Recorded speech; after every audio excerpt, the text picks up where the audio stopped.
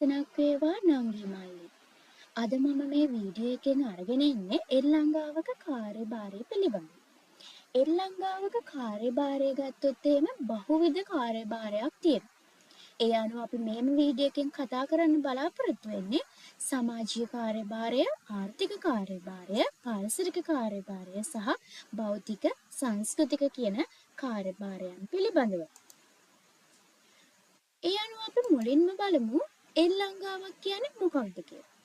අවුරුදු 20000කට වඩා පැරණි ඉතිහාසයක් තියෙන මේ ජලාශිත ශිෂ්ටාචාරයත් එක්ක අපේ රටේ වාරි සංවර්ධනයක් තිබුණා.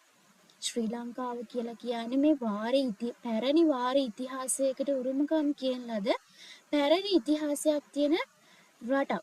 එතකොට මේ නිර්මාණය වෙච්ච වැව තනිව පිහිට වෙච්ච හුදකලා ඒකකයක් නෙමෙයි.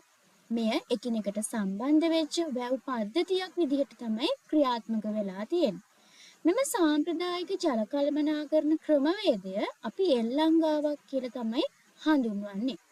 එනම් යම් උස් ස්ථානයක පිහිටලා තියෙන වැවක සිට කුඩා වාරි මාර්ග ඔස්සේ පහළ තියෙන ජලාශ වලට මේ ජලය සැපීම සඳහා ක්‍රමානුකූලව නිර්මාණය වෙච්ච වැව් පද්ධතියකට තමයි එල්ලංගාවක් කියලා අපි හඳුන්වන්නේ.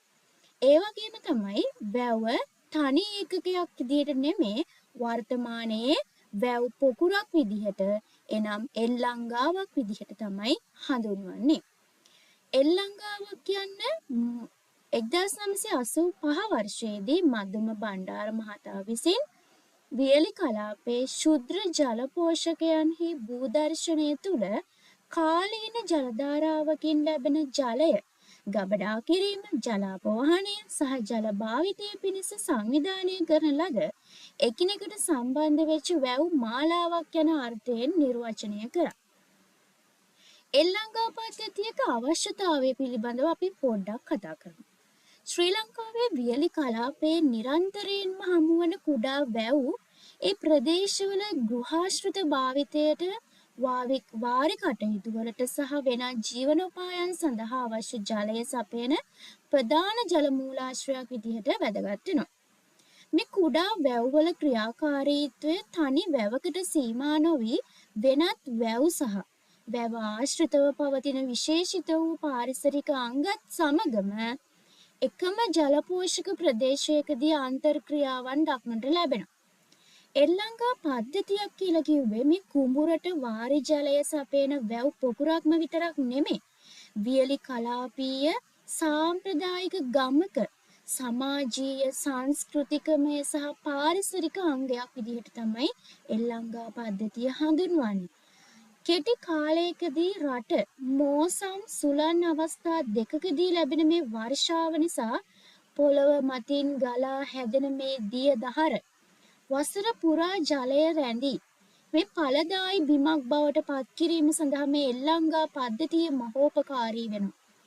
ශ්‍රී ලංකාවට පමණක් ආවේනික වෙච්ච ශ්‍රී ලංකාවට පමණක් අනන්‍ය වෙච්ච මේ කුෂි තාක්ෂණික ක්‍රමවේදයක් වශයෙන් එල්ලංගා වාරි පද්ධතිය කුෂි කාර්මික උරුමයක්ව පවතිනවා. ඒ අනුව එල්ලංගා ගම්මාන ක්‍රමවේදය ලොව වැදගත් කුෂි කාර්මික උරුමයක් වශයෙන් ප්‍රකාශයට පත් වෙලා තියෙනවා. අපි දැන් බලමු මේ එල්ලංගා පද්ධතියින් වල කාර්යභාරය පිළිබඳව. සමාජීය කාර්යභාරය ගත්තන් පස්සේ අතීත වැව් ගම්මාන මගින් සමාජීය කාරණා ලෙස මේ වැව් ගම්මාන මිනිස්සු පිහිටි වැව හරහා විවිධ කුල වර්ග වලට බෙදලා තිබුණා.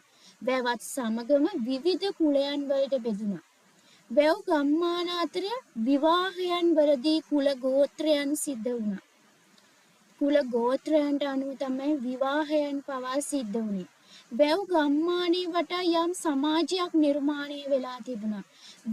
වැව් ගම්මානයේ හරහා යම් වැවට ආවේනික භාෂා විවහාරයක් දක්නට ලැබුණා.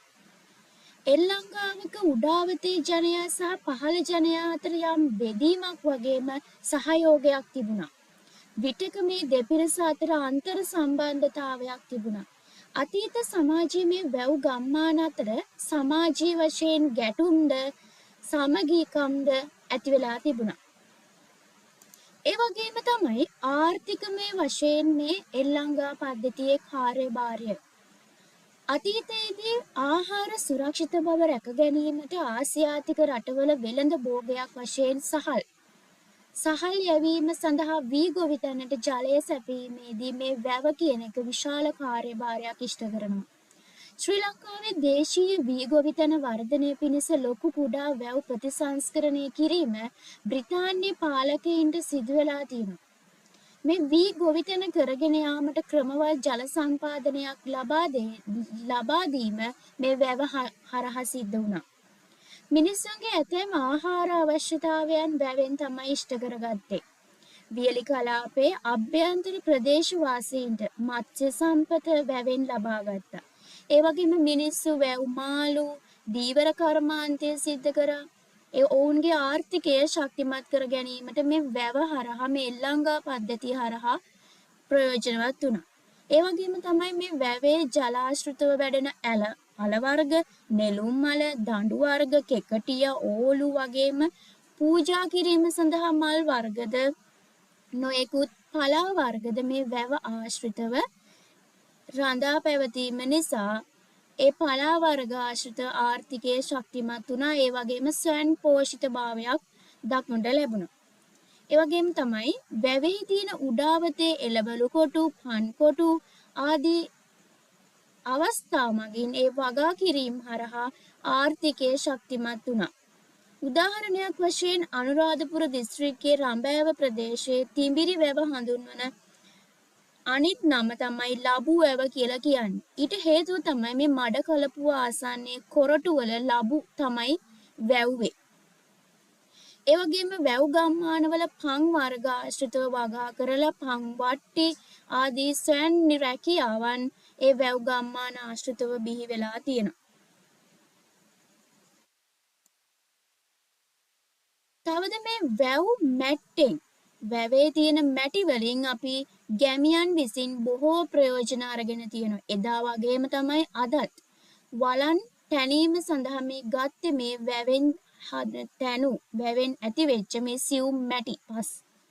ඒ නිසා වැව් ගම්මානවල මැටි වලන් කර්මාන්තය දියුණුව තිබුණා. ගෙවල් සෑදීමට මේ වැවෙන් ගන්නා මැටි යොදාගත්තේය. ඒ වගේම නිවාස හදන්න, ගෙවල් වල වහල සෙවිලි කරන්න එල්ලංගා පද්ධතිය ආශ්‍රිත පෝෂක ප්‍රදේශ වලින් දර ලබා ගත්තේ. ගඩොල් කර්මාන්තයේ මේ ආශ්‍රිතව දියුණුනා මැටි කර්මාන්තයක් සමග. උදාහරණයක් වශයෙන් අතීතයේ රුවන්වැලි මහසෑය නිර්මාණයට අබේ වැවෙන් තමයි මැටි අරගෙන ගඩොල් හැදුවා කියලා තියෙන්නේ.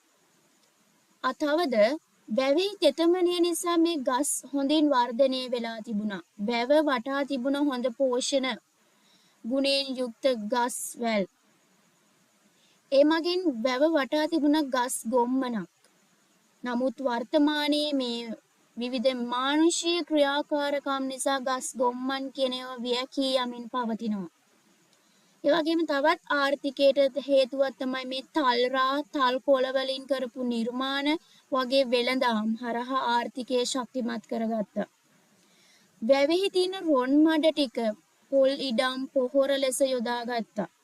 ඒ වගේම වර්ෂා කාලයේදී එක්වන තෙතමනය නිසා රතු පැහැති දුඹුරු පසට වඩා වැඩි යමක් ගස මුල රඳවා ගන්නට හැකියාව ලැබුණා. ඒ වගේම මේ වැව් ගම්මාන ප්‍රදේශ ආශ්‍රිතව සංචාරක කර්මාන්තයේද දියුණු වීම නිසා ඒ හරහා මිනිස්සුන්ගේ ආර්ථිකය ශක්තිමත් කරගන්න හැකියාව ලැබුණා. ඒ වගේම ජල ක්‍රීඩා වගේ තරඟ එල්ලංගා පද්ධතිය වැව මූලික කරගෙන නිර්මාණය වෙලා තිබුණා. මේ ආදී වශයෙන් ආර්ථිකමය වශයෙන් එල්ලංගාවක බොහෝ කාර්යභාරයක් දක්නට ලැබෙනවා.